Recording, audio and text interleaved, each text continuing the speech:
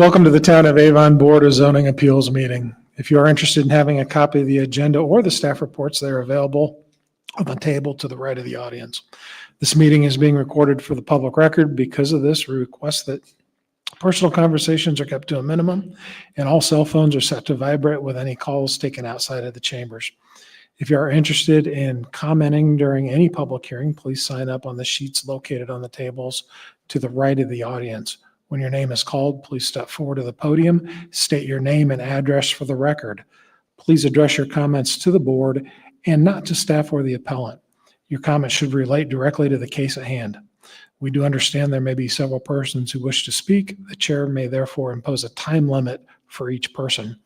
Federal law requires that the town make available to all attendees a Title VI public involvement survey. These surveys are on the table to the right of the audience. Members of the public who wish to complete this survey may do so and place them in the designated area. If because of a disability, any person in attendance needs assistance or accommodation to fully participate in this meeting, please notify staff. Thank you for your assistance in facilitating a respectful, fair, and timely meeting. Again, welcome to our meeting. Please stand for the Pledge of Allegiance. Pledge allegiance to the flag of the United States of America and to the republic for which it stands, one nation, under God, indivisible, with liberty and justice for all.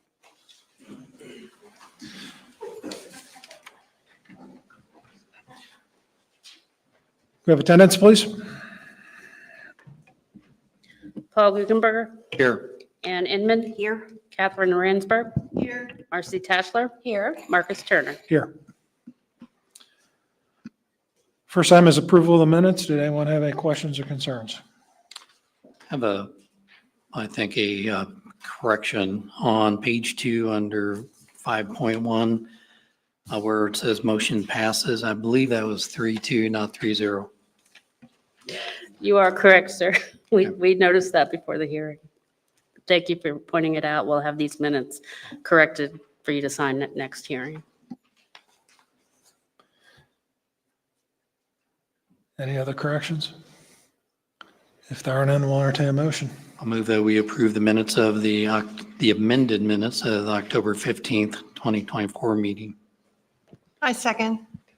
Motion by Mr. Guckenberger, a second by Mrs. Ransberg. All in favor, say aye. Aye. Anyone opposed? Minutes are approved.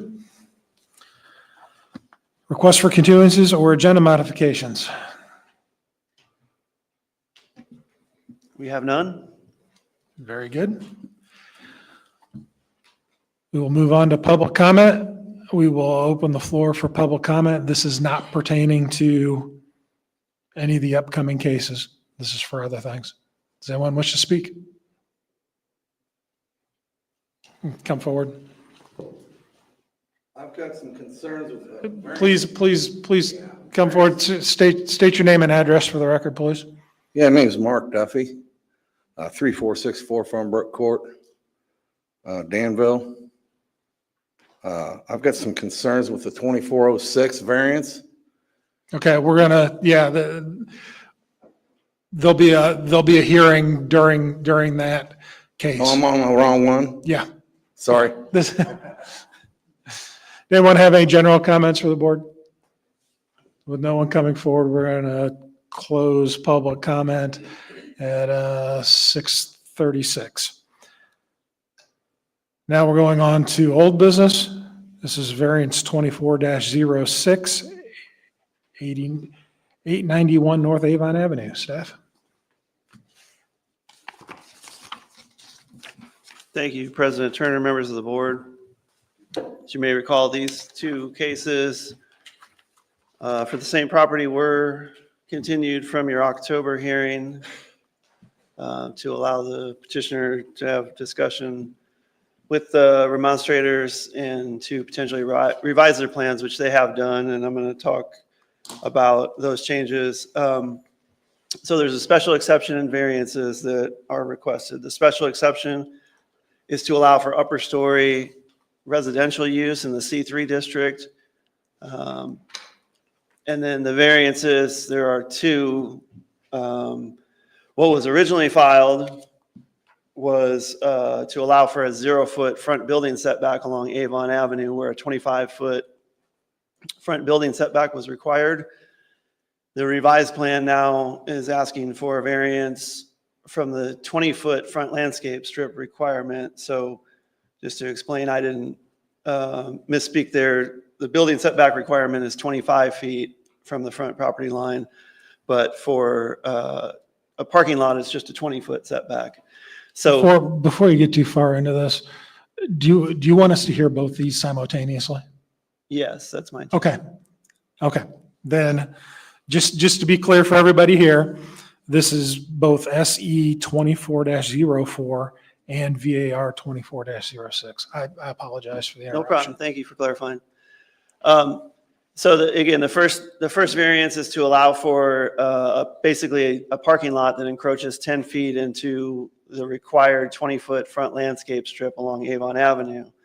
The second variance initially would have been for a parking lot behind the building to encroach 15 feet into the required 30-foot rear buffer yard. Since the plans have been revised and essentially flipped, so the building, instead of being in the front with parking in the back, now the building is in the back with parking in front. So what's being requested in the rear is a 20-foot rear yard setback, and that's for a pedestrian walkway around the back of the building where a 30-foot rear buffer yard is required. And the building would actually meet the 30-foot rear buffer yard, but the pedestrian walkway would encroach 10 feet into that 30-foot buffer yard, which is not permitted. The property is 891 North Avon Avenue. It's an unplatted parcel. It's about 7/10 of an acre. It is zone C3, which is our transitional office district. That district allows, as you might expect, office uses, but also a range of other lower intensity commercial uses, such as light retail, religious assembly, restaurants, but not the heavier commercial, like more automobile-oriented uses. This property was annexed into the town back in 2003, and after being annexed, it was rezoned from R2 to C4. C4 at the time was our transitional office district. When the UDO was adopted in, I should say, 2022, our commercial districts were condensed from 4 down to 3. So C4 became C3, and there were some changes as far as permitted uses and things, but essentially what is now C3 is what was C4. In other history, there was a special exception granted by the board in 2022 to allow for a retail establishment in C3. You heard me just mention that retail establishments are permitted in C3, but under the old zoning ordinance, only very small retail establishments were permitted, and they were required to grant a special exception. So now under C3, some of that lighter retail is permitted by right. And there was a development plan review that was approved for that special exception back in 2022. However, that development didn't occur. And you may recall I believe that was going to be for the Love It So establishment, and they ended up locating on US 36 for whatever reason. So that development is not going to happen. Taking a look at the map, the subject site is outlined here in turquoise along the east side of Avon Avenue, and there's an intersection of 100 North. So again, the site here.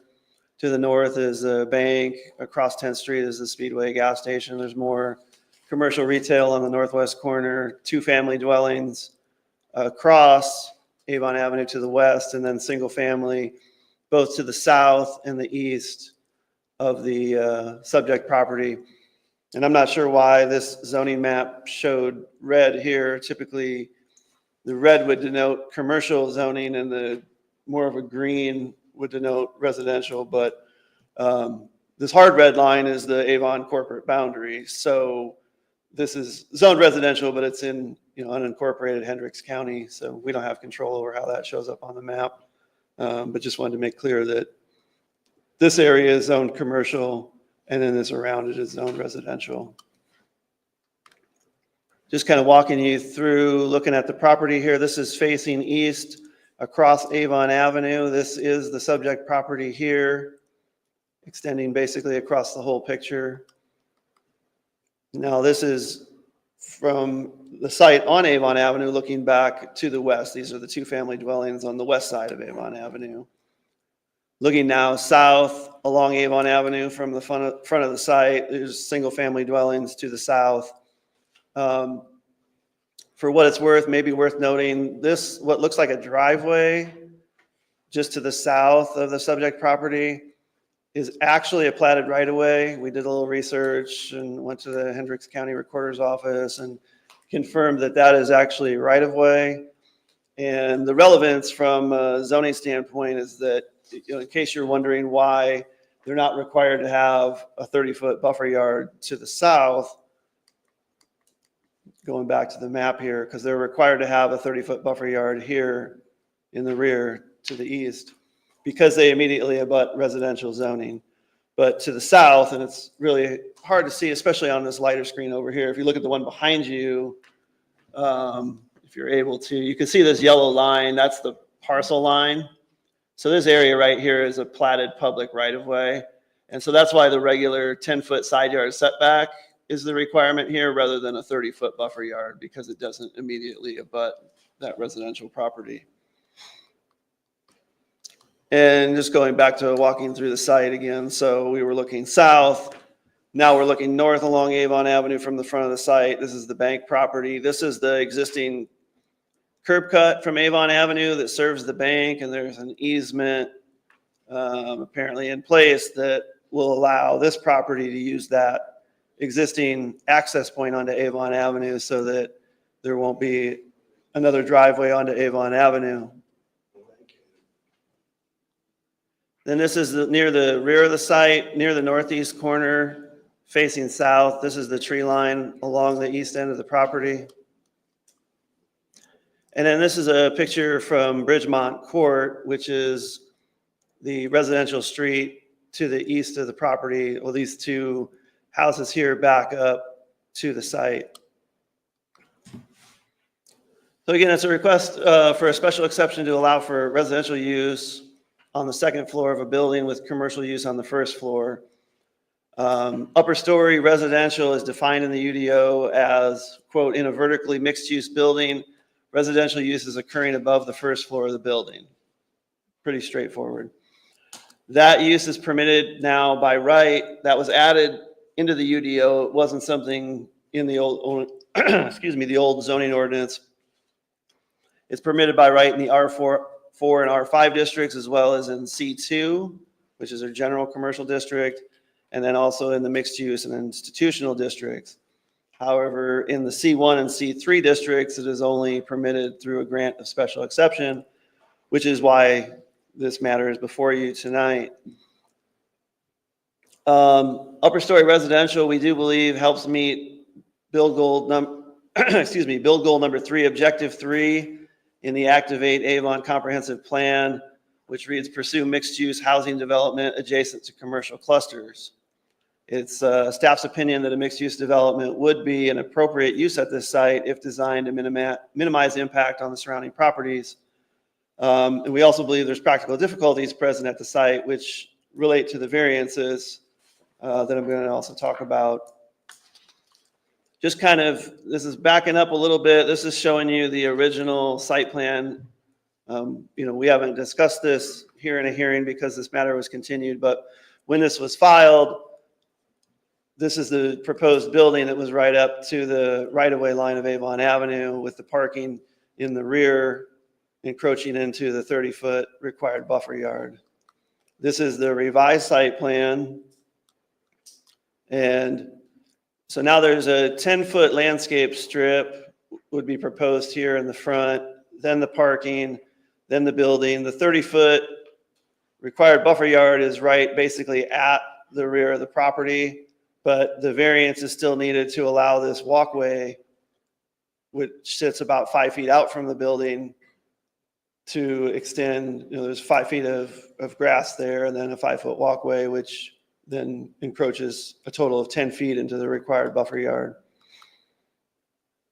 So this exhibit is showing the yellow lines are the existing parcel lines. The red, and for what it's worth, the yellow line in the front is a little bit of a misrepresentation. It doesn't show the full 60-foot right-of-way, which would be back approximately here. But what we're intending to showing with what we're intending to show with this exhibit is the developable portion of the property. So you've got the 10-foot setbacks at the north and south sides. And then you've got a required 20-foot setback from the 60-foot right-of-way in front, and then a 30-foot rear buffer yard. So that's essentially where development could occur. This is showing the original footprint of the building, or an approximation of it, the outline in red where it was located on the site. This is showing now essentially where the building would be proposed now. Should also note, you may be able to tell, kind of looking at these exhibits, the size of the building was reduced. What was initially proposed was about a 7,500 square foot footprint with 6 apartments on the second floor. The revised building is shrunk down to, I think it's about 5,200 square feet with 4 proposed apartments on the second floor. This is the proposed site plan, and this green outline is showing the approximate developable area per ordinance if all of the setbacks are met. So this basically would have your 20-foot front setback. So this part of the parking lot would need to be pushed in to that green line in order to meet the UDO. And then in the back, you can see the green line comes up right along the back edge of the property because the building is proposed with a 30-foot setback, and it's just this area of walkway that would now encroach into the 30-foot buffer yard.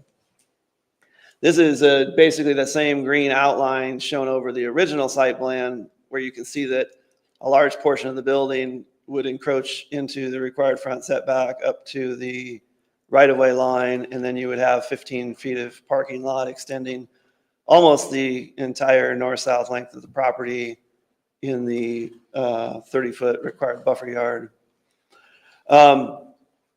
These are the comments essentially that I would have made to you had they gone forward last month with the first site plan. And the required setbacks, I just kind of want to correct for the record.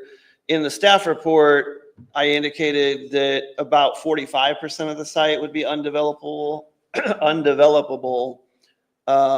because of the required setbacks, both the front side and the rear buffer yard.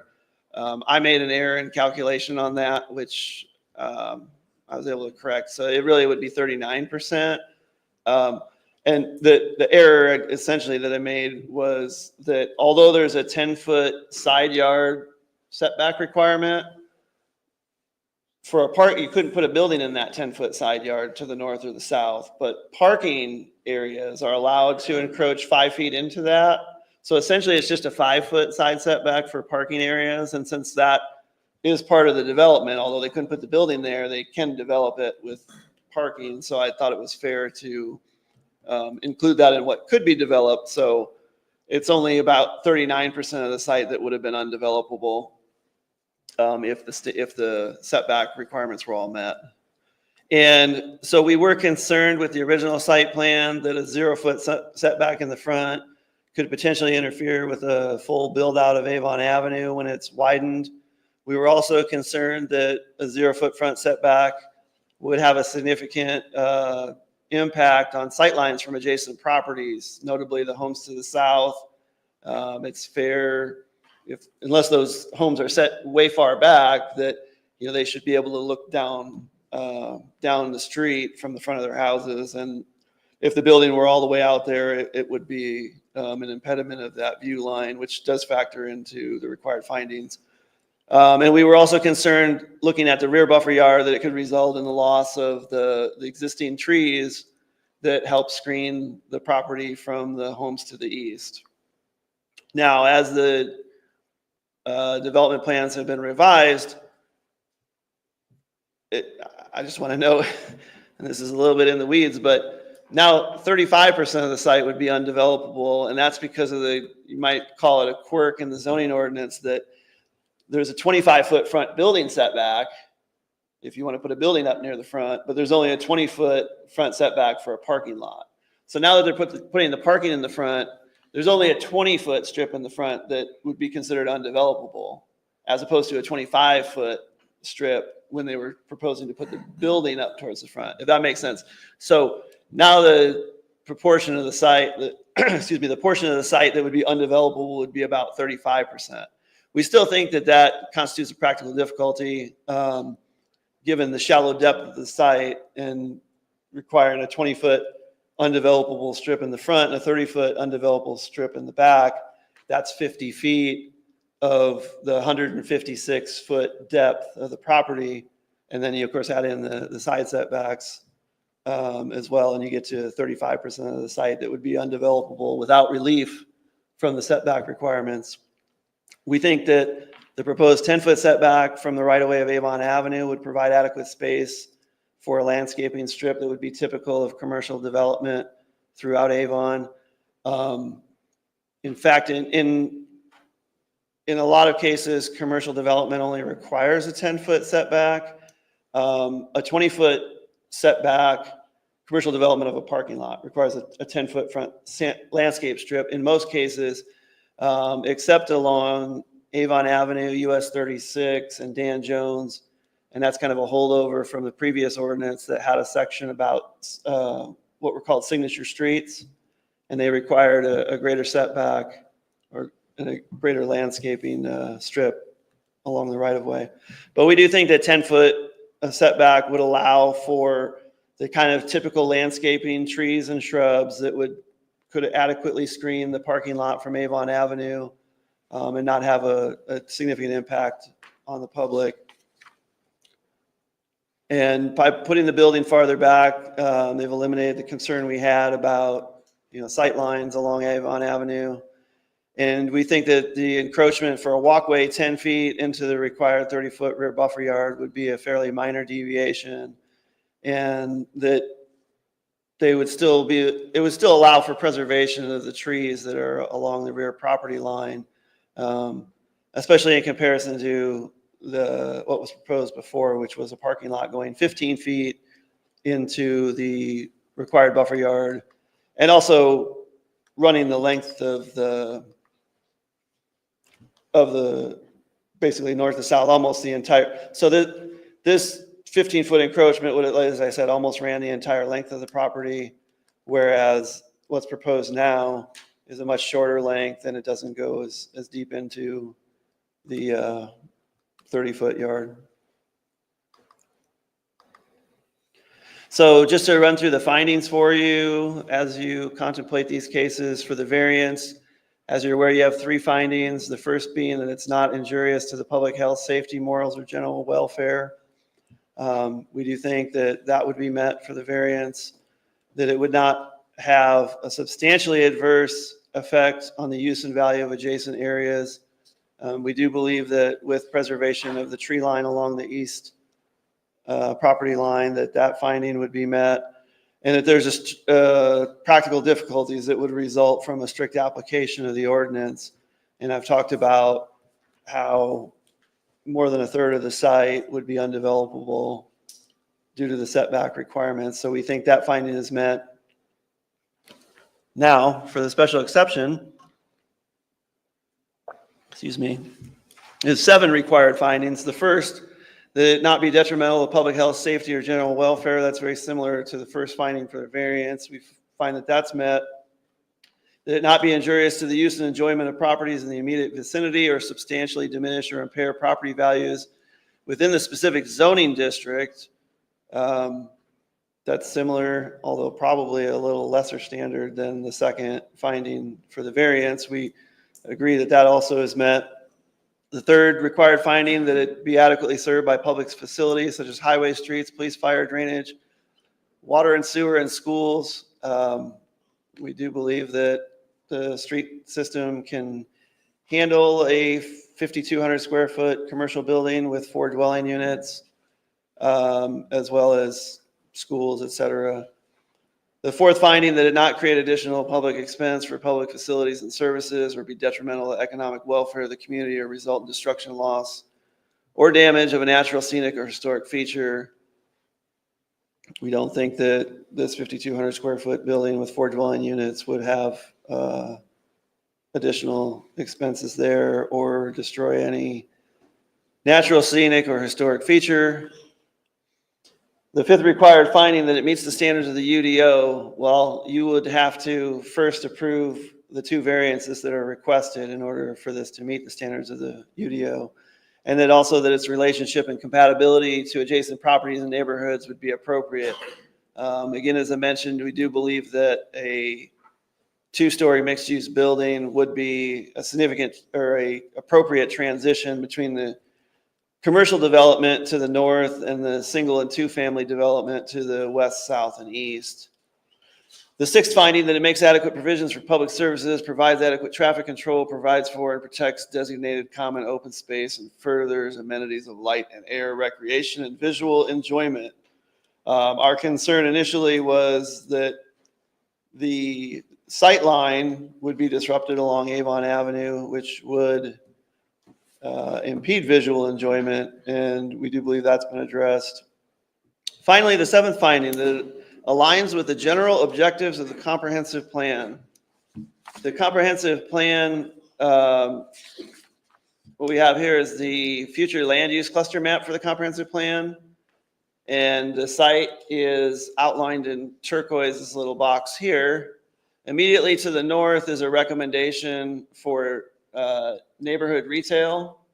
And then further to the south is a recommendation for specialty housing. Generally, when a future land use cluster doesn't land right on top of the subject property, what we normally do is look at what's close to it.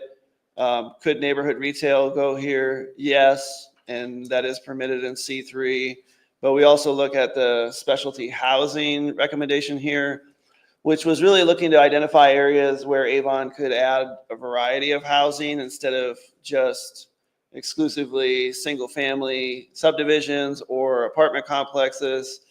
Other specialty housing, things sometimes referred to maybe as the missing middle, live-work units, upper-story residential mixed use, accessory dwelling units, those type of things are mentioned in the comprehensive plan in describing what specialty housing was looking to do.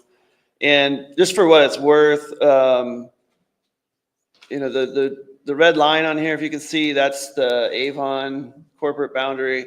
So this area in between these 2 land use clusters is unincorporated Hendricks County, not within the town's jurisdiction. So it's possible that if this land were in the town, that specialty housing, bubble might have extended further up here. You basically see it over the area of lower density development here that might be more likely to redevelop in the future.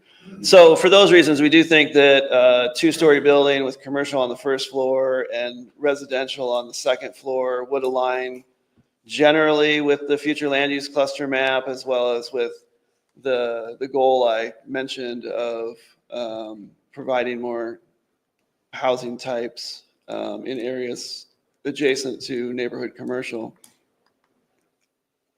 So although a previous development was approved here without variances, that development did not occur. We know that's not going to occur.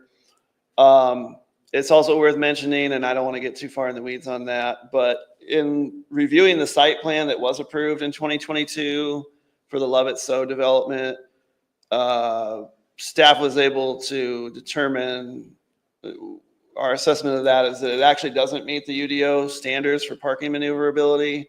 And if that plan came in for a building permit, we would not be able to issue a permit because it does not meet the parking maneuverability standards.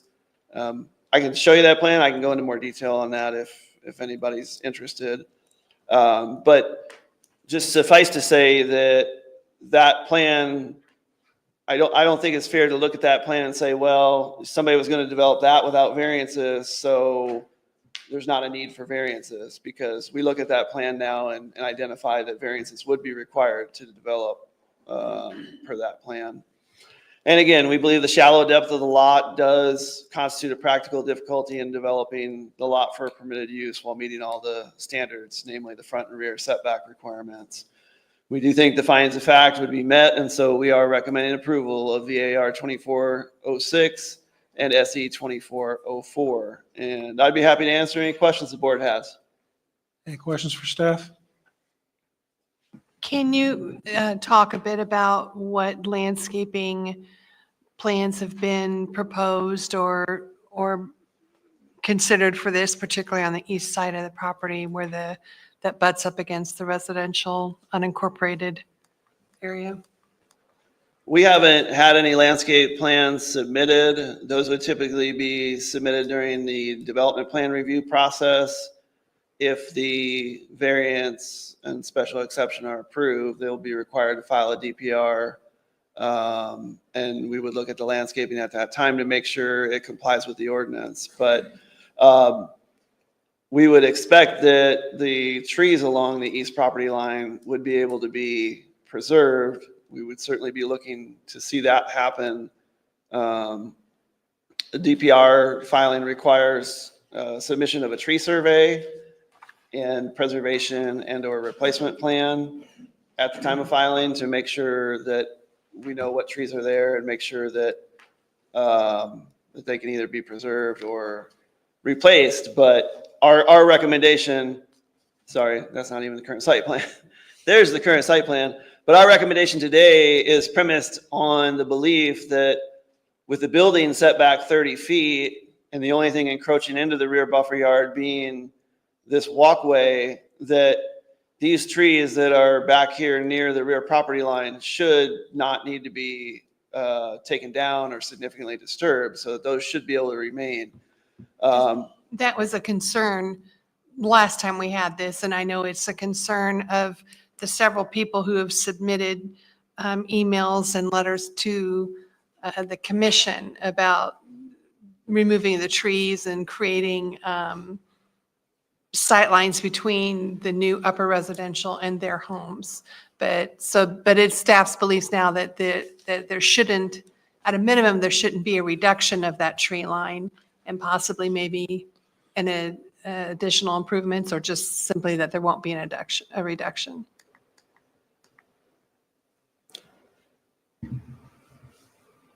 Yeah, our expectation would be that they should be able to preserve those trees, so we would be expecting that.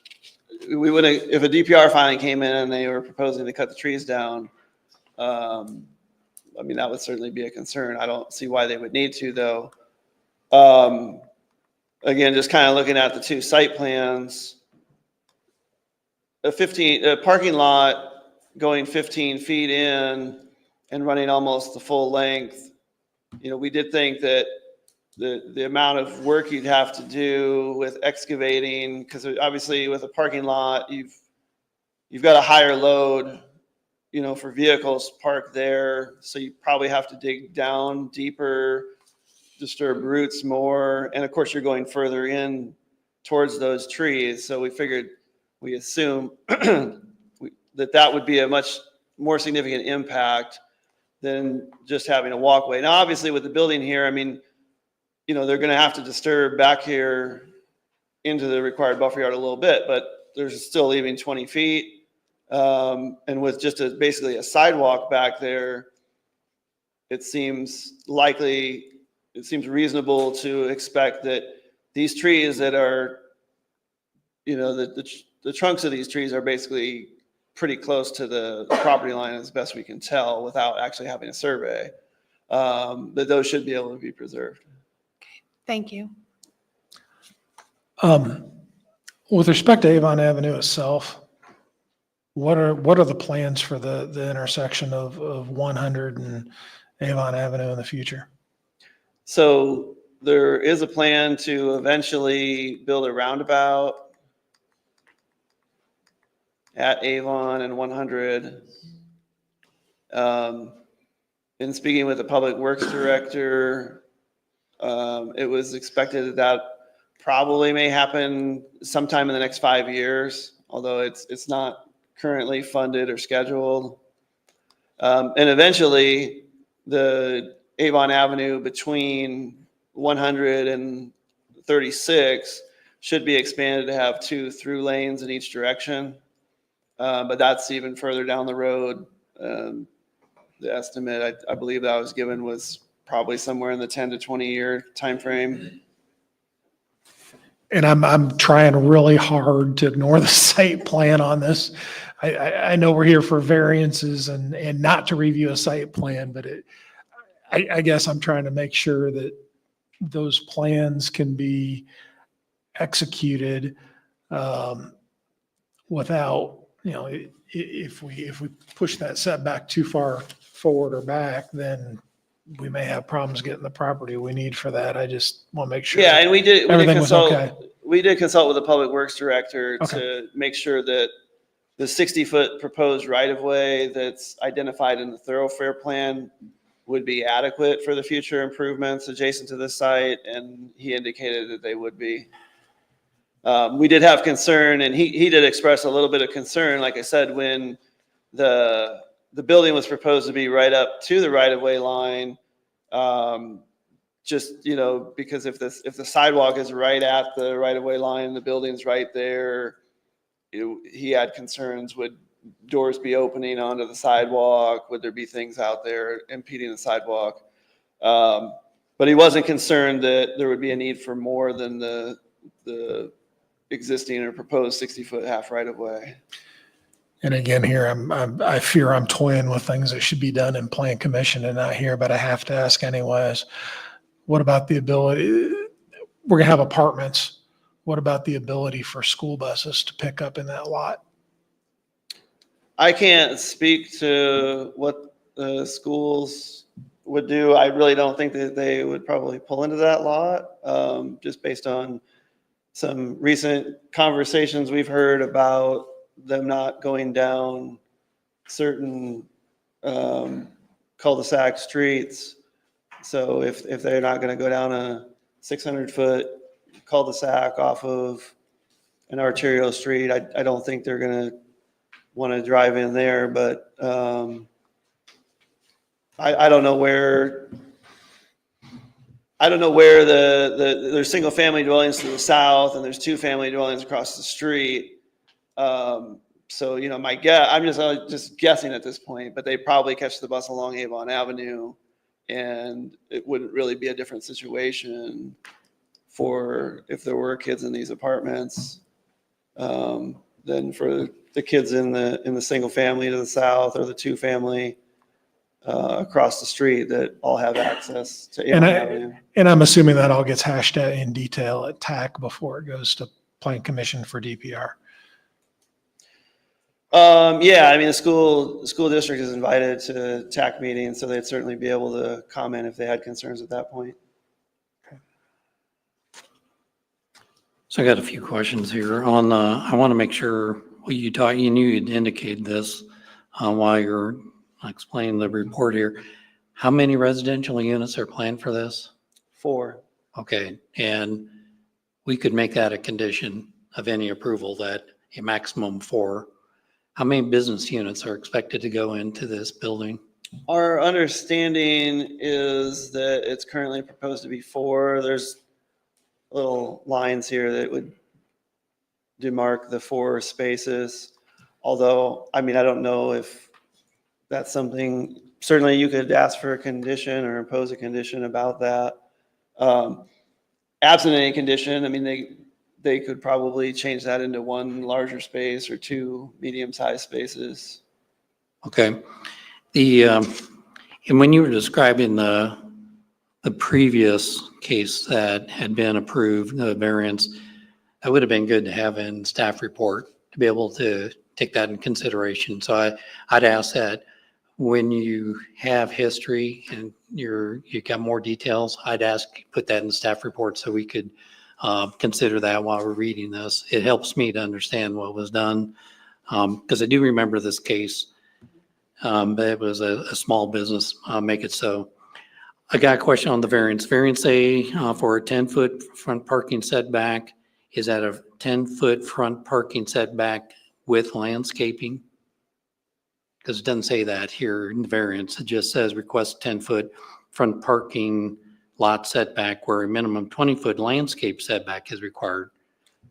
Yes, yes, the intention would be to, I mean, we would certainly require that 10-foot setback be landscaped. Do we need to make that, state that in any motion for approval of a variance?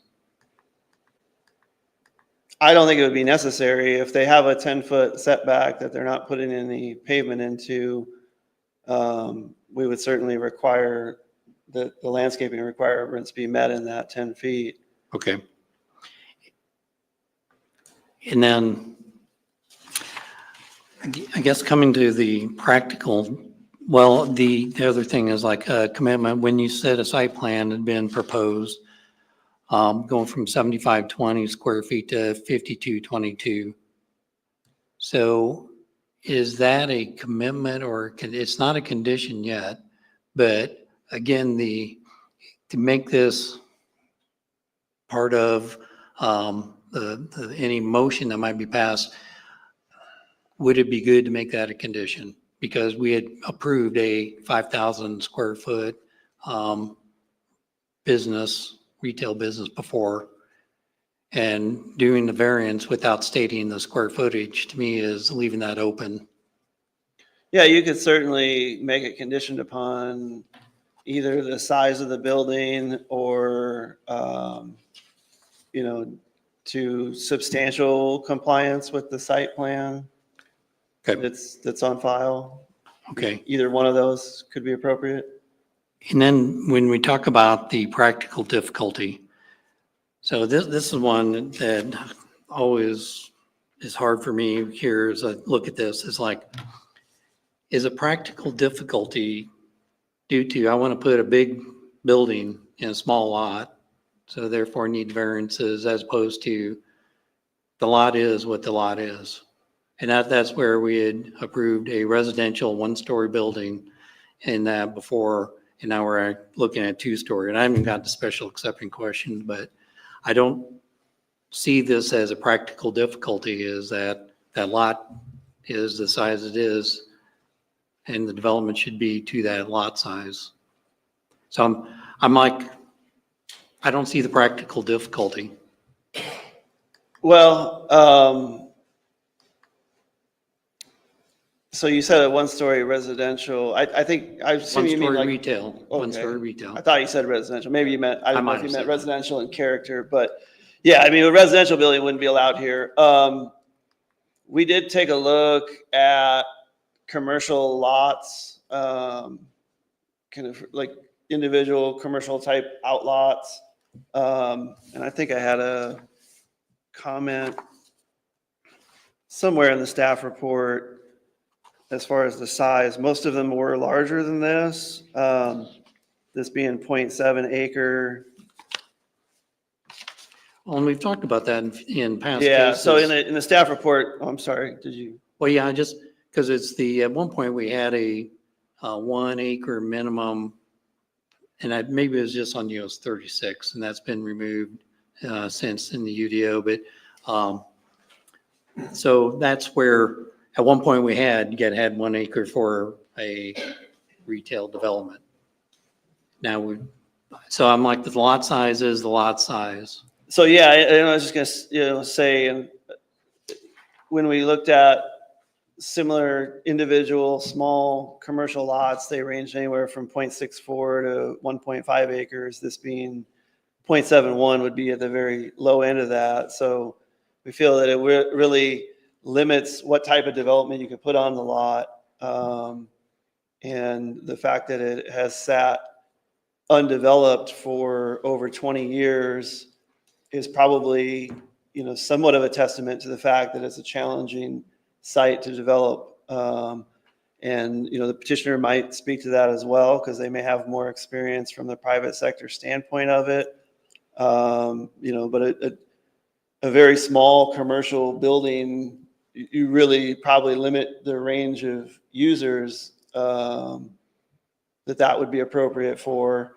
And, the other costs that go into developing a site, a lot of those are probably fixed. So the smaller the building gets, the higher your cost probably per square foot. So we do think at some point, if the site is of a size and a shape, if it were more of a square, there would be, well, certainly there would be less of it that would be undevelopable, because you've got, much significantly longer north to south. So this 30-foot yard extends the full 200 feet, and the 20-foot yard in the front extends the full 200 feet, where from the right-of-way line back, it's only 156 feet. If it were 200 feet deep and 156 feet north to south, you'd have a bigger developable area, and it would probably be easier to develop. So, I mean, for those reasons, we do think that having almost a third of a site that's only 156 feet deep to start with, and now you cut 50 feet off of the front and back together, you've got a 106-foot strip. And then you've got, if you're going to have a row of parking, which you basically need to have for any commercial project, you've got 44 feet there to accommodate a row of parking. And then with the required foundation landscape strip and a required sidewalk in front of the building, you got another 10 feet. And then the same in the rear, 10 feet. So 10 and 20 and 44 equals 64, subtracted from 106. You're down to, a maximum building depth of 42 feet. And, I'm not an expert on interior layout of commercial development, but the petitioner can probably address that. We did ask them at one point, about narrowing the building, and they indicated that it would be difficult to get a commercial tenant into a bay that doesn't run this minimum length that they're showing. Okay. So for all those reasons, we do think the practical difficulties are there. Okay. On the special exception, I did have a question on criterion 7. The petitioner indicated that the architecture will add beauty to the town. So with that, kind of implies that there's architecture already decided that is probably planned for that. And while we're not here to look at that, that'd be plan commission. It kind of implies that it's some evidence I would want to see of how that would meet criterion 7. Yeah, we did ask the petitioner if they had building elevations to submit, and they did not submit any. I'm not sure if they might have some that they can show now.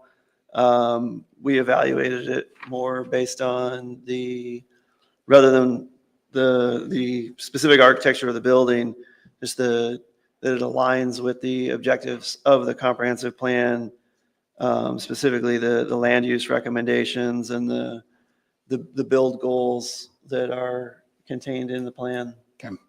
I'll ask the petitioner then. Thank you. You're welcome. Any other questions for staff? We're right here from petitioner.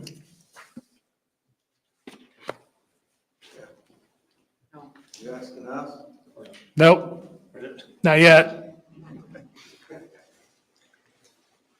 My name's Todd McLean. My address is 5265 North Washington Boulevard, Indianapolis. Jason Miller asked me to come and speak in his behalf. He's had a medical emergency. He called me from the hospital last night.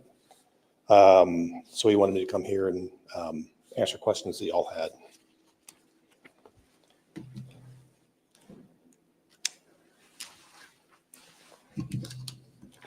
So you're here just to answer questions? You don't have a presentation like that? I do not have a presentation, no. Okay.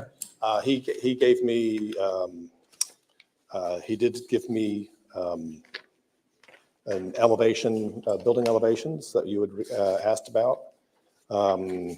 He gave me some talking points on what was already asked about, and talked about practical difficulties and things like that, and how the bank was requiring, a certain amount of debt service, and how, and how providing the amount of living and the amount of retail together was barely scraping by to meet that debt service. Okay. So, Before we get into the Q&A section of this, we need to hold our public hearing. So you can be seated. We'll call you back up afterwards. So we're gonna open the public hearing at 7:23. With that, I know there's a lot of people here, probably have a lot to say. If you are here, it's important that we hear from you. So just don't sit there quiet. However, we also ask that you not rehash what other people have said just in the interest of time. So it's perfectly acceptable to get up here and say, I agree with what these three people said. If you have something new, please say it. Again, you've made the effort to be here. So we do want you to come up and state your name and address and tell us what's on your mind. So with that, we're going to open the public hearing. Is anyone signed up to speak? The first person signed up is Ed Budd. Hi. Can you hear me okay? Yes. My name's Ed Budd, obviously, and my wife Pam and I live at 7068 Bridgemont Court in Avon. We're in the cul-de-sac right behind this proposed development. We're here with a whole bunch of our neighbors in opposition to both the variance and the exception. And I tell you this just so you know we're not opposed to all development. Is a couple of years ago in 22, we were here to speak in favor of that love it so thing.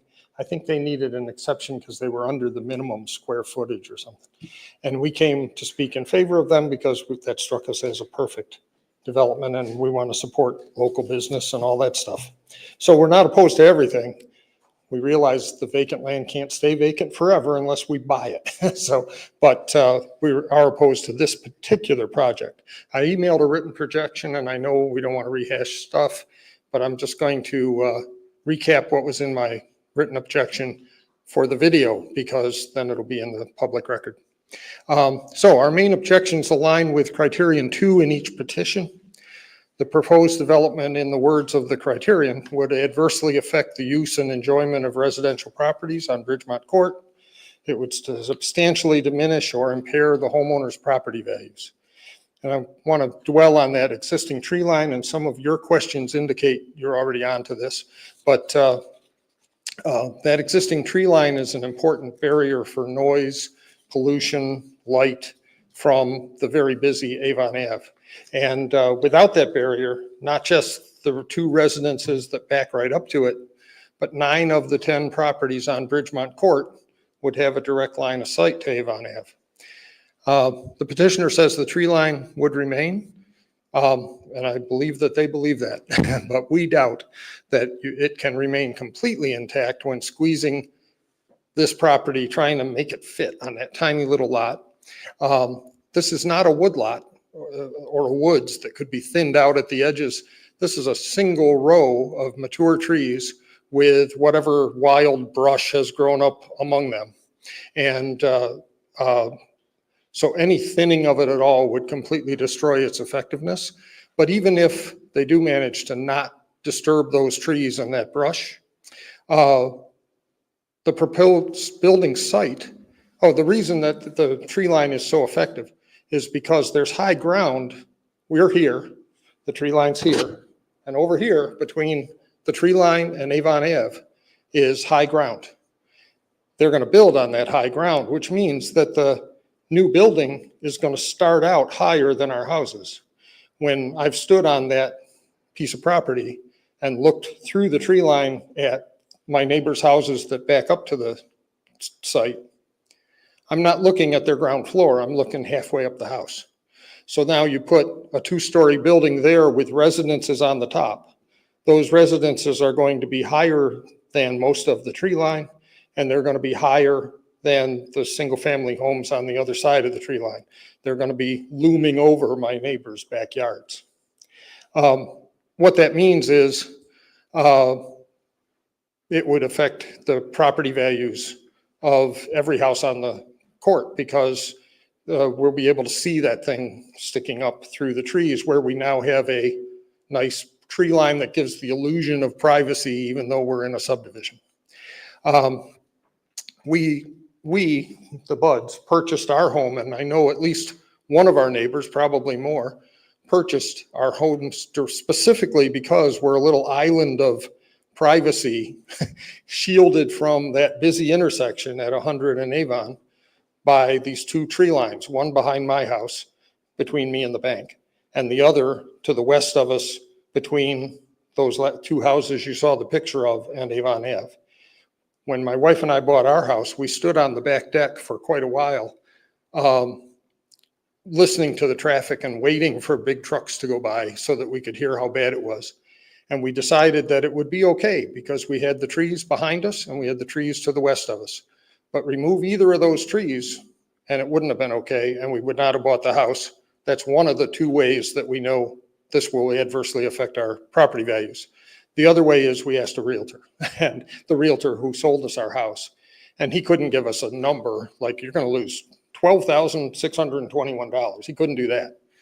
But the gist of our conversation was that it ain't going to help. And the only question is, does it diminish your property value, your resale value by a little or by a lot? He couldn't tell us, but it won't help. Okay, so the point is the natural elevation puts the building up higher than just a normal two-story building, and it'll affect our property values, not to mention our enjoyment and our privacy in our own properties. Okay.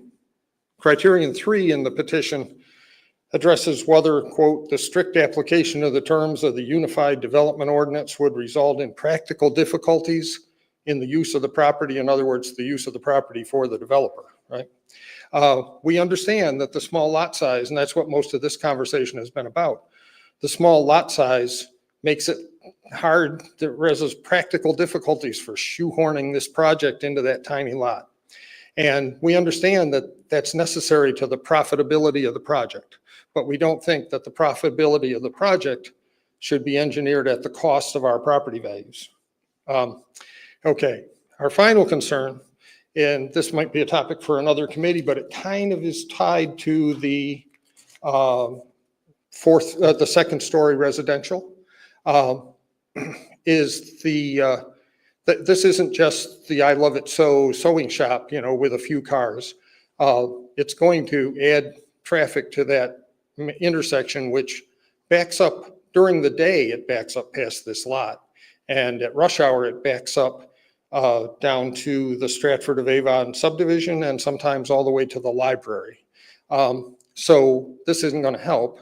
But because it's a residential property now with the upper story residential, and because traffic can only enter turning right in from the northbound side of Avon Ave, that means if one of the tenants or several of the tenants of the property come home from work and rush hour traffic after a long day and they're coming home from the west or from the north, the appropriate way for them to circle around the block and come up Avon Ave to turn right into their property.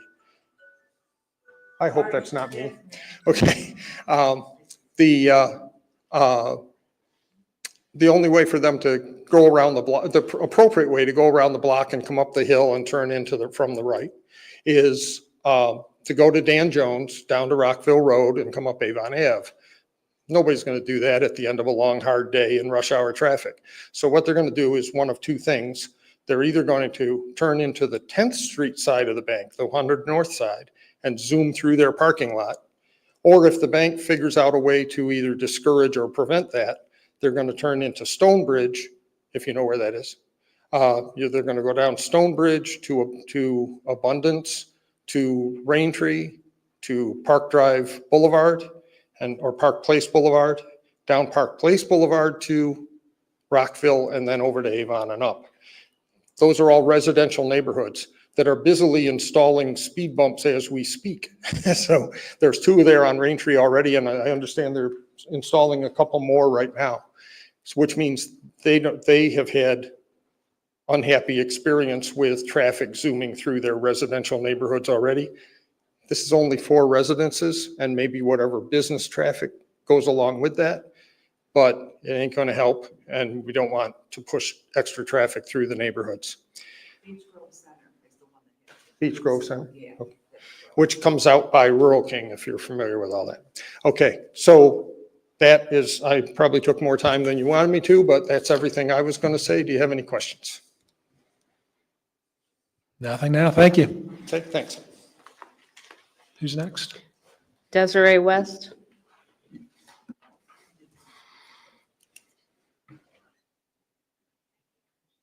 Hi, Desiree West, 6962 Woodridge Drive. I live across from this. We are a dead-end cul-de-sac street. And unfortunately, we are the low point of this area. And my opinion is a little different than his. I agree that if you look at the lot, it is raised. And I had assumed or was thinking that when you do development, you usually come in and level it off, which is going to force, there's a natural like drainage behind it.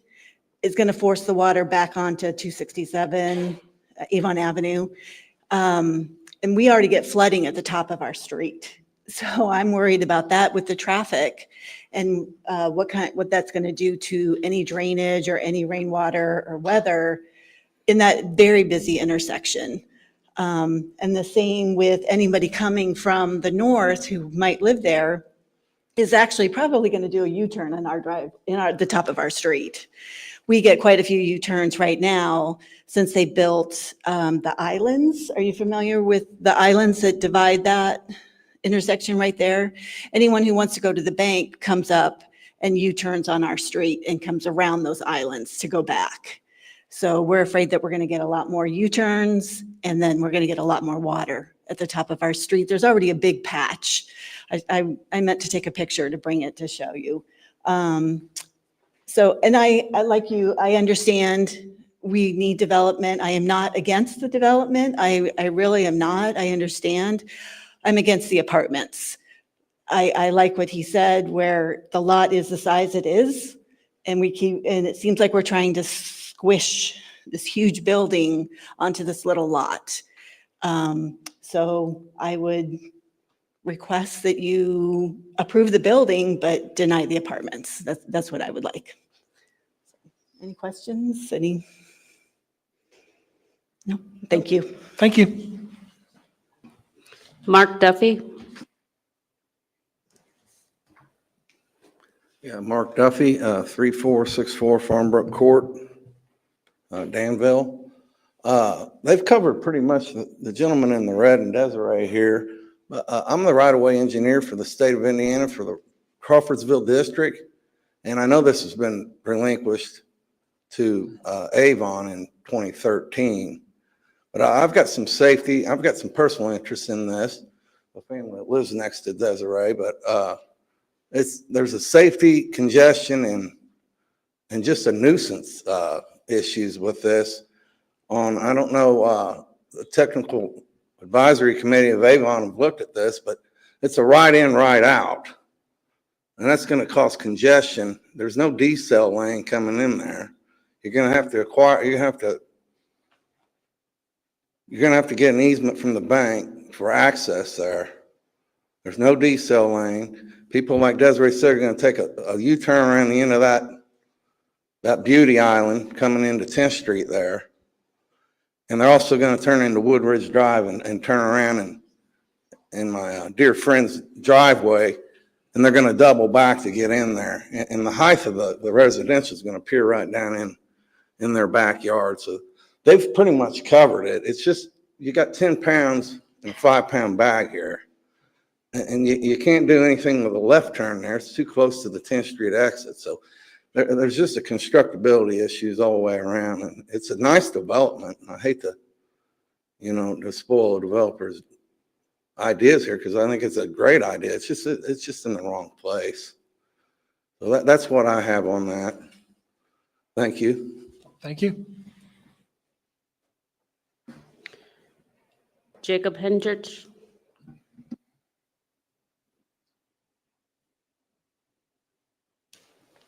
Hi, I'm Jacob Hendrick, 7060 Bridgemont Court. I live in the house that directly backs up to where this is. So I've got some of the same concerns everybody else has. For the variance in the front, reduce setbacks that's going to interfere any future roadway expansions, pedestrian safety, utility access. Avon has a growing corridor, limiting flexibility for future public improvements is kind of contrary to the community's long-term interests. The rear buffer yard obviously very directly affects me because my backyard directly backs up to it. If I walk out my back door, I'm staring right at that lot. So a big word everyone kept using with the vegetation was should and could not touch it. There's no definitives on that. They can say whatever they want, but bottom line is it's a thin line of trees that, keeps me private from Avon Ave. Anything touching that's going to directly invade my privacy. Noise reduction, visual screening, all that. As well as that reduced buffer yard is going to place the commercial development closer to single family homes. It's going to create an intrusive presence. It's not really aligned with the intent of the C3 zoning district or the UDO for that matter, which, it's supposed to be for maintaining transitional zones with respect to residential boundaries. The upper story, that's a big one too, because they're going to be apartments staring directly into my backyard.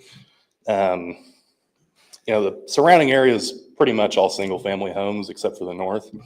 So no existing apartments either. Introducing a multi-unit residential use would disrupt the established character of the neighborhood and set a concerning precedent for future developments. In addition, the property's so small, it's going to intensify the land use, create potential conflicts with neighboring properties. There's increased traffic, noise, and everything else everybody's kind of said before. And while the comprehensive plan encourages flexibility and development, it also emphasizes maintaining harmony between the adjacent uses. And this proposal, even with revisions, doesn't achieve such harmony given the significant variance request and the intrusion into the residential space. Thanks. Thank you.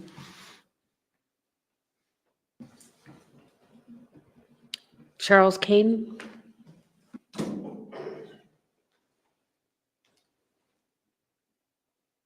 Charles Kane, 865 North Avon Avenue. Well, to introduce myself to the committee and to my neighbors, I have lived south of this property for 50 years of my life. Now, my concerns was the easements to the south, which I see is not going to be affected. That easement there has been took care of by my family and myself for the 50 years. It gives access to the properties behind our homes. My neighbor moves his RV and his boat back there. So that was one of my major concerns. As I see, it does not look as this plan is going to affect that south easement. For as the west easement and the east, I do agree with my neighbors for their privacy and noise reductions towards the east. And I do believe in the future that Avon will want to expand that corner of 10th Street and 267. How will that's some concerns there.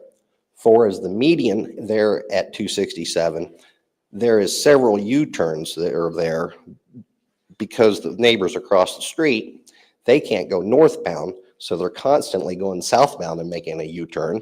And over the 50 years of my life, of what I can remember, there has been several people before the median that would use our driveway as a turnaround.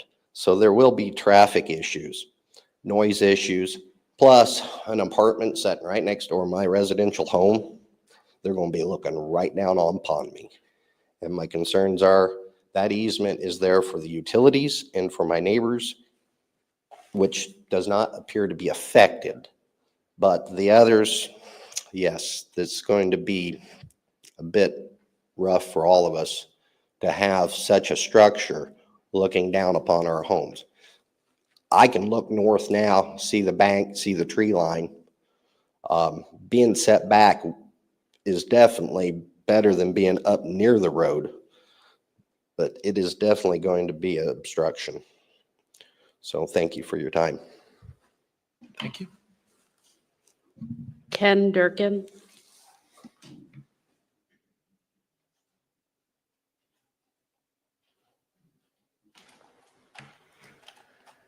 Ken Durkin, 7071 Bridgemont Court, right behind Jacob and my other neighbor.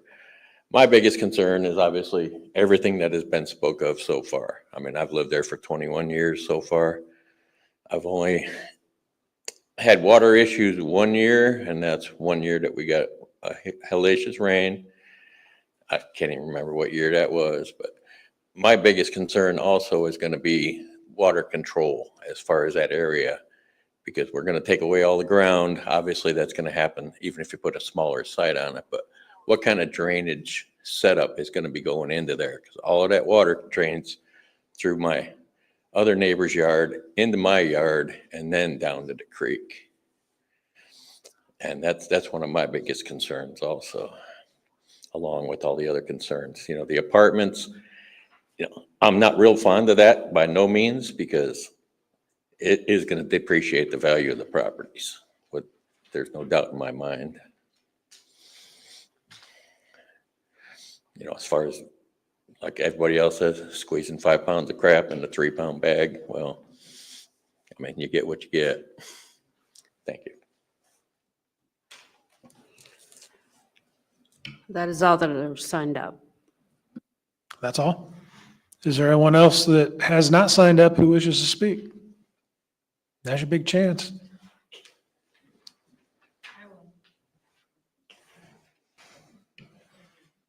I'm Julie Walker. I'm at 7092 Bridgemont Court, and I just want to say that I second everybody else that's spoken here tonight. I don't have anything really independent to say other than I just agree with what our objections have been.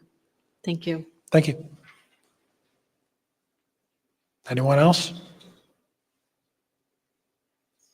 And with no one else coming forward, we are going to close the public hearing at 7:45. We'll now have discussion and you can ask questions and.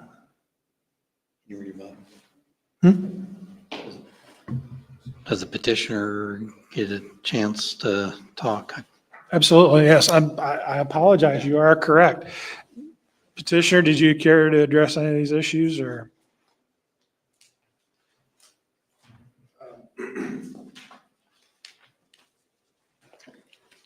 No, I think they made some valid points. I think Mr. Lambe made a great presentation as well.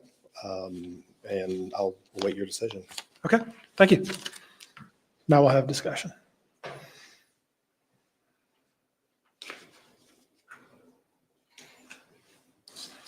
I think my question is probably more to staff, and Paul, I think you already addressed this, but getting back to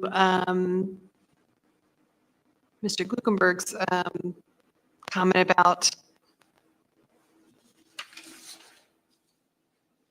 the type of, the size of the lot, and that it would be difficult to put a commercial space or a commercial building on that lot because of the size. You reached out and talked to other commercial developers, is that correct? Did I understand you to say that? No, I just indicated that we did an informal survey or review of the typical lot size for standalone commercial lots in the town and found this at the very small end of those that have been developed. I indicated that the petitioner had expressed to us that narrowing the depth of the building west to east, front to back, would make it extremely difficult for them to get tenants in the commercial spaces. It sounds like financing could have been an issue too. Because if you can't, I mean, the way business works is that if you can't bring in a certain amount of revenue, then a bank's not going to finance you for that. Sounds like that could have been an issue. Yes, I mean, they did express that to us. We don't review financial information or anything to do those type of assessments, but they did indicate that making the building smaller or reducing or eliminating the 4 dwelling units would make it not financially viable for them to go forward with the project. Okay. So I got, I guess, several things here. I'm going to start with the special exception. When I look at criterion 2, and I know I'm looking at what was written by staff before the modifications here, but I don't agree that it's a harmonious transition with apartments in that area. We approved a variance for a small retail building less than 5,000 square feet, which is kind of what that property's for. And I'll get into the practical difficulty in that statement too here in a minute. But, you know, the criterion 2 would diminish enjoyment of other properties in the immediate vicinity or substantially or impair property values. Yeah, this was written with a 0 lot setback of sightlines. And that's the first time I've heard about sightlines being part of having an impact so I'll be considering that going forward here about how does sightlines, which now I look at the cars in a parking lot also impact sightlines either direction here. But when we put apartments in primarily a residential area in that corner where we were looking to be retail business, I don't agree that that's the right location for that. And I don't think it meets criterion 2 and criterion 5, relationship and compatibility to adjacent properties and neighborhoods would be appropriate. I don't agree that it's appropriate for that. So I don't think criterion 2 and criterion 5 have been satisfied for the special exception. For the practical difficulty, this lot is what the lot is. And when make it so where the business came in for a small retail building, less than 5,000 square feet, which was a variance to get a smaller building, we approved that, agreeing that that was a good use for that. And so that, you know, the lot is what the lot is. And I've heard in other cases over the years that sometimes lots just aren't developable, that, you know, should have been taken consideration during the development of that corner to incorporate that lot when they did the bank, but leaving it there limited what could be developed. So I don't see that this meets the criterion of practical difficulty. So I don't think the variance, I can't support the variance either. I agree with you with regards to 5.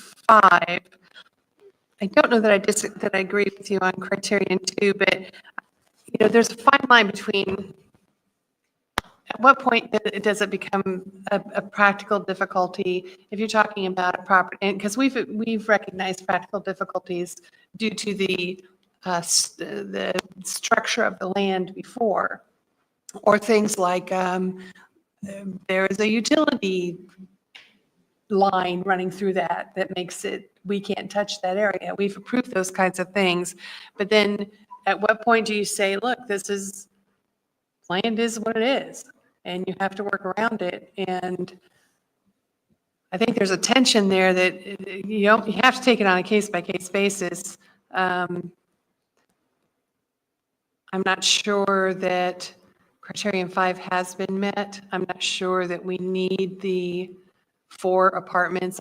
I don't think 4 apartments are going to add that much to traffic, but we already gave it a variance in 2022 in order to allow for a smaller retail space.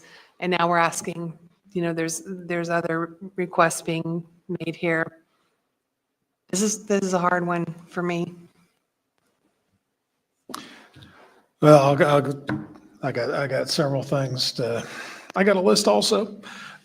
First of all, I'm not really concerned that this thing sat vacant for 20 years. The right development comes along when it comes along. So I'm not in a hurry. The thing that really gets me about this is, and I think some of the people who spoke even said it, this is actually a really cool concept. And I've been waiting for multi-use developments to come in where they're mixing residential with commercial uses. So I'm glad it's here. I really am. You guys put some thought into this. As far as having the second story and having that be residential, that doesn't bother me as much. I know people have, problems that the ground's higher. And there may be people looking back on your property, the petitioner's made a commitment to maintain, it sounds like, I haven't heard him say it directly, but it sounds like there's a commitment there to maintain that tree line. And it's reasonable to expect that at some point, whether it's commercial or residential, that somebody's going to build a two-story structure there. And that's just part of it. Where this thing falls apart for me and everything becomes moot is exactly what Paul was saying. What's the practical difficulty in the use of the property? And we hear this in here all the time. Well, my practical difficulty is I can't meet setback requirements. So basically the lot's too small. And I think what this boils down to is just, it's a great concept. It's a great plan, but at this location, it just overutilizes the property. And I'm with Paul on this one. I don't believe there's a practical difficulty. It's just simple overutilization. I agree with that.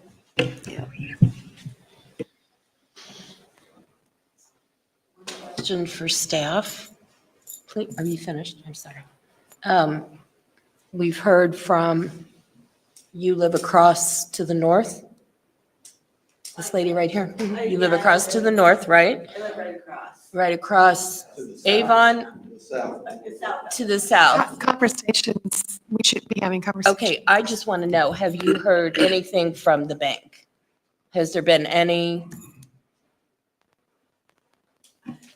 No. opposition, any for, against? No, their plans show that there's an easement in place to be able to use the driveway that currently serves the bank. We have not had any comments from the bank. I guess something else I wanted to point, and a lot of people spoke here about a lot of different topics, and some of these we're not really addressing because it's not our purview. Our role here is to grant variances and special exceptions. It's not to review a site plan. I know there were a lot of concerns about, number one, drainage.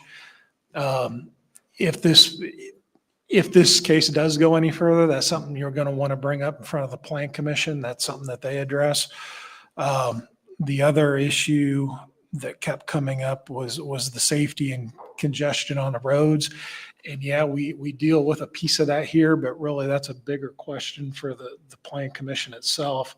And I guess I do need to add that to my list of concerns for both the special exception and the variance. This is a complicated intersection, and knowing that there's a roundabout coming, really the only way that you can access this property is coming in from the south. You can't do it coming in from the north without parking in this gentleman, without turning around this guy's driveway. So I think this is going to be an issue for anything that comes in the future. But again, I think it's a little piece of what we're doing here, but really that's a bigger Plan Commission issue.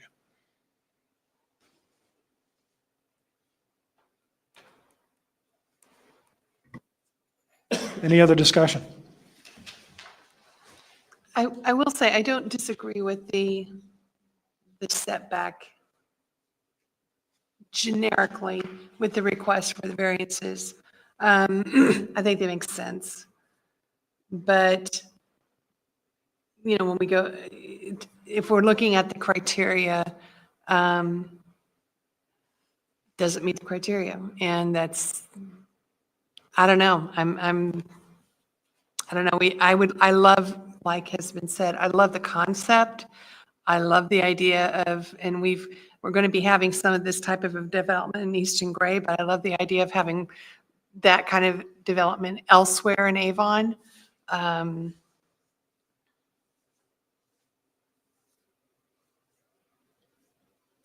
don't know.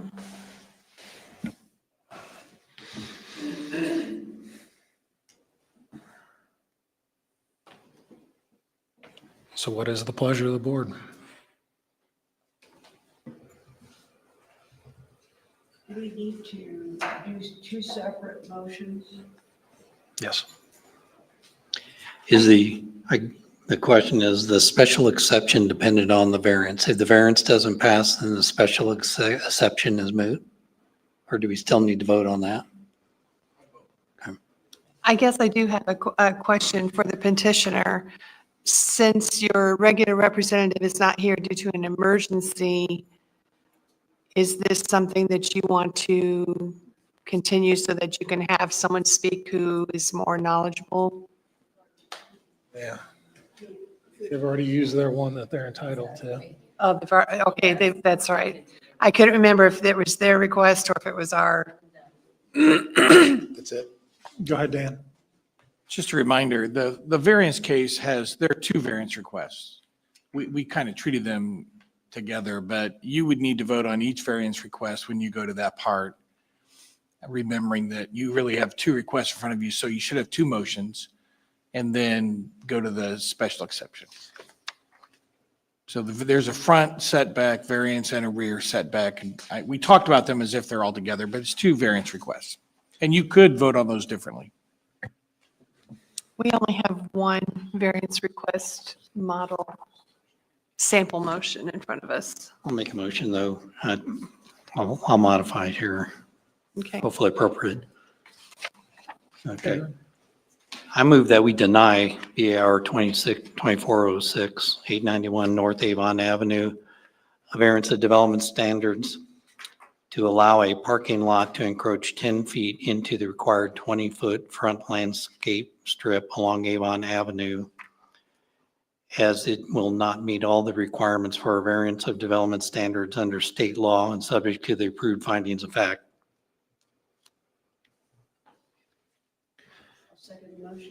Well, motion by Mr. Guckenberger and a second by Mrs. Inman. Is there any discussion?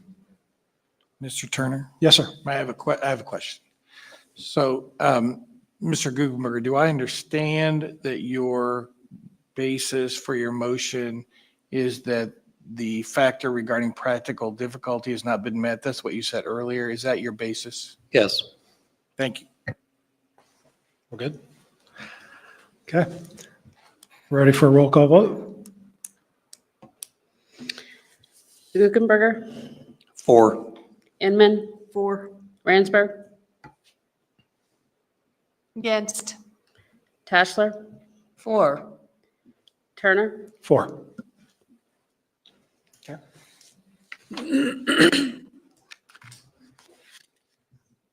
Let's see.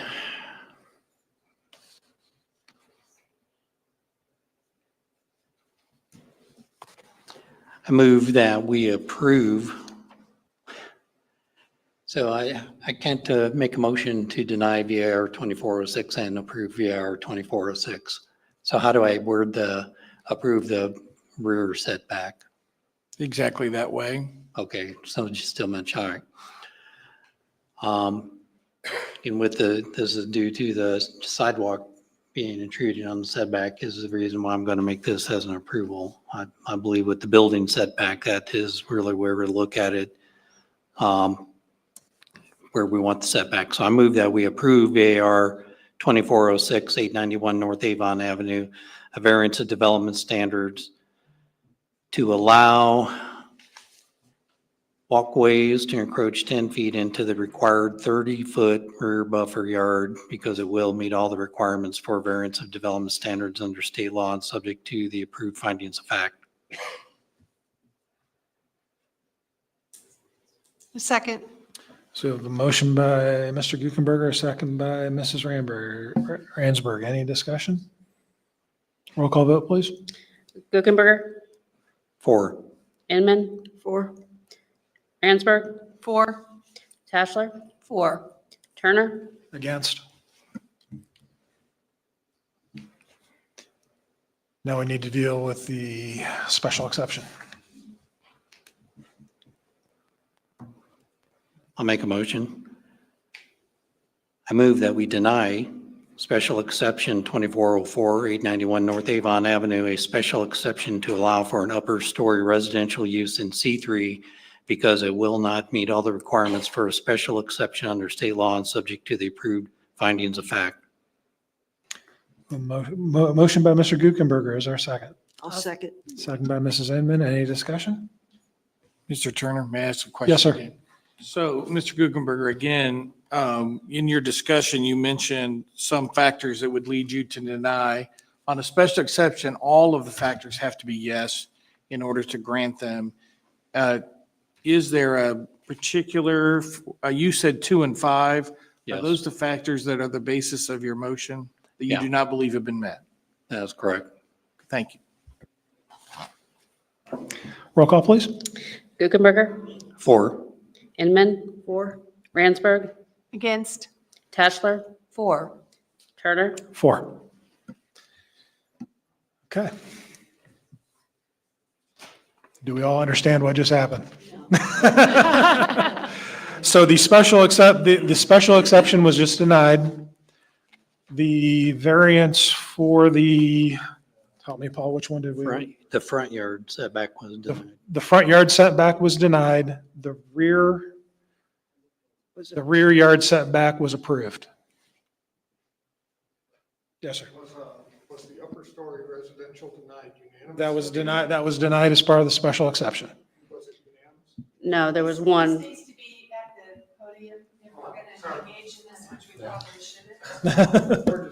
We're just having a dispute whether Sorry, we, I opened the door for this one. we're just Special- having a dispute whether we heard it denied unanimously or if there was one yes vote. Their one special vote. exception was 4-1 4-1. to Thank you. deny. Thank you. Thank you. Okay. I got one more. What about the overall development? Sir, this is not the place this conversation is done for this particular agenda item. Well, he got to speak. But what about the overall development? It's a little Let me- confusing here. Sir, I'll ask you a question for you here because I think it's a question to make sure the public has come here. So what's the next step here? So we had a variance that half was approved, half wasn't. The special exception was denied. So correct me if I'm wrong here, the petitioner can either modify their plans to, without the special exception and without the variance to meet the terms of our ordinance and come back to the plan commission, or they may withdraw it. The ball's in their court at this point. Correct. You've granted them a variance to allow a walkway behind a building encroaching 10 feet into the required 30-foot buffer yard. Otherwise, they would need to meet all the standards in the UDO and do a use that's permitted by right unless they came back for another special exception or variance at some time. And the use, under your denial, the use has to comply with the permitted uses in the C3 district, which would not include multifamily. So to your question, sir, it really would probably come forward as a commercial-only development unless the petitioner proposed something different. But that's the import of the ruling on the special exception. Does that help? Yes. Okay. For future development, what was approved in the prior variance, I don't know if it had excluded permitted uses or not. Would those, if there were any exclusions, would those still stand? Well, I don't believe there was a variance approved before. There was a special exception approved to allow retail establishment, which True. was not permitted by right at the time under the old ordinance. There are a couple of excluded uses that we found back from when the property was rezoned in 2003. And I believe those were hospital, Class A restaurant, and I don't remember what the other. Yeah, yep. Okay. Thank you. Very good. Thank you.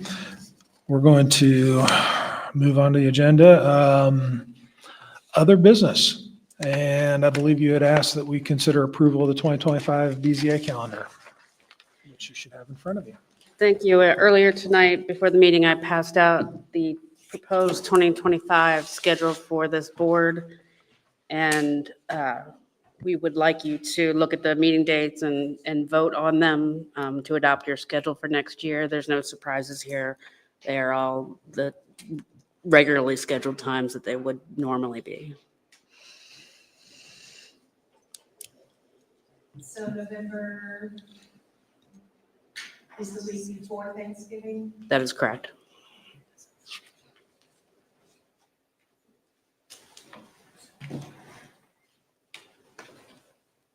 I move that we approve the proposed 2025 meeting schedule for the Avon Board of Zoning Appeals. Motion by Mrs. Ransberg. Is there a second? Second. Second by Mr. Guckenberger. All in favor, say aye. Aye. Anyone opposed? The schedule is approved for 2025. Thank you. And if that is all we have, we are adjourned. Thank you. Thank you.